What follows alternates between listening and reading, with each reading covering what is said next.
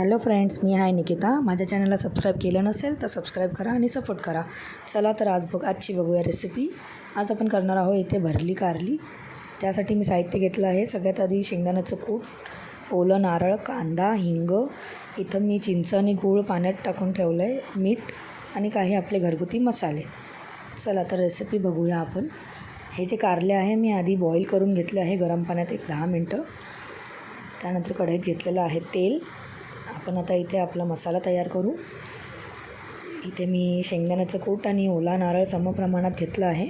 सगळ्यात आधी आपण यात घालूया पाव चमचा हळद, त्यानंतर पाव चमचा गरम मसाला, त्यानंतर यात घालणार आहोत आपण 1-1.5 चमचा धना जिरा पावडर मिक्स आहे ही. त्यानंतर तिखट तुम्ही आवडीनुसार घालू शकतात. मी इथे 1 ते 1.5 चमचा टाकत आहे.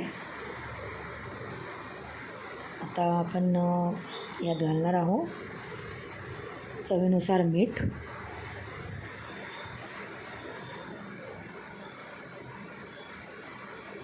आता हे आपल्याला मिक्स करून घ्यायचं आहे व्यवस्थित.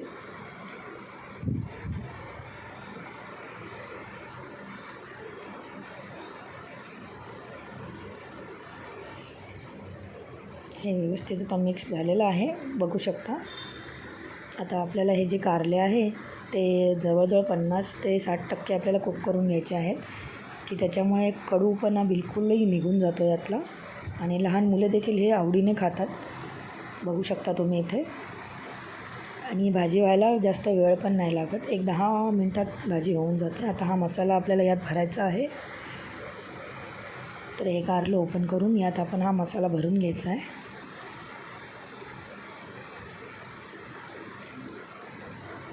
आणि याला थोडंसं असं प्रेस करून घ्यायचं आहे की जेणेकरून हा मसाला निघणार नाही. आणि असेच मी बाकीचे पण करून घेते. यात मसाला भरून आपण हे तयार करून घेऊ कारल्यांना. ऑलरेडी कारले ऑलमोस्ट कुक आहेत, त्यामुळे जास्त वेळ नाही लागणार भाजीला. हे असं प्रेस करून घ्यायचं आहे आपल्याला.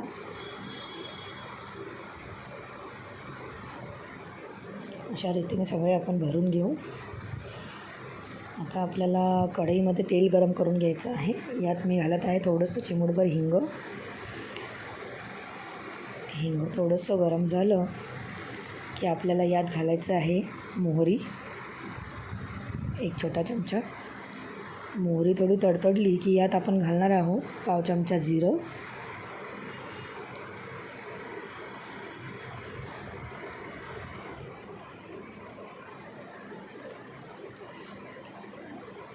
जिरं चांगलं फुटलं की आपण यात घालणार आहोत कुटलेला लसूण.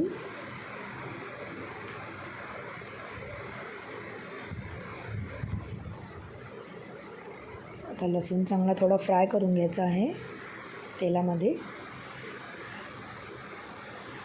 हा लसूण थोडासा फ्राय झाला की आपल्याला यात लगेचच हे भरलेले जे कारले आहेत ते यात सोडून द्यायचे आहेत तेलामध्ये. एक एक करून हे सगळे आपण घालून घेऊया तेलात.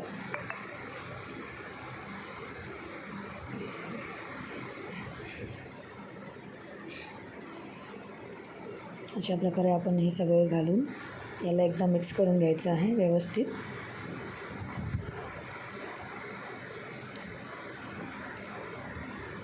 अशा रीतीने जी कारले आपण बनवतो ते लहान मुलं देखील खातात, कारण बॉईल केल्यामुळे यातील पूर्ण कडूपणा निघून जातो.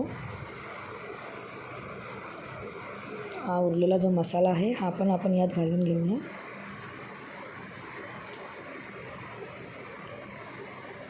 एकदा हे सगळं मिक्स करून घ्यायचं, बघू शकता.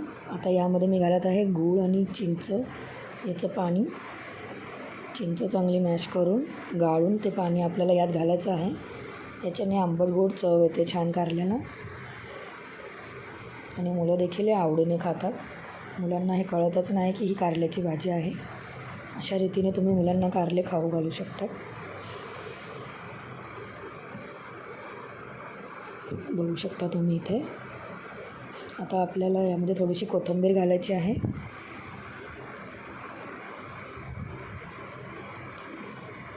आणि आपण याला झाकण ठेवून एक 10 मिनिटे फक्त कुक करून घेऊ.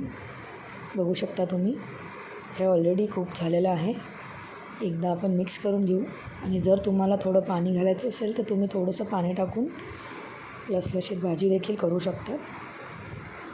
जर खूप कोरडी नको असेल तर, किंवा पाणी स्किप करू शकतात. आता मी यात घालत आहे थोडासा हा मॅगी मसाला. याच्याने खूप छान चव येते. आणि थोडीशी कोथिंबीर. ही आपली भाजी आता ऑलमोस्ट रेडी आहे. बघू शकता तुम्ही. यात तुम्हाला ओला नारळ स्किप करायचा असेल तर तुम्ही करू शकता. फक्त तुम्ही शेंगदाण्याचं कूट घालून देखील ही भाजी करू शकता. तशी देखील छान लागते.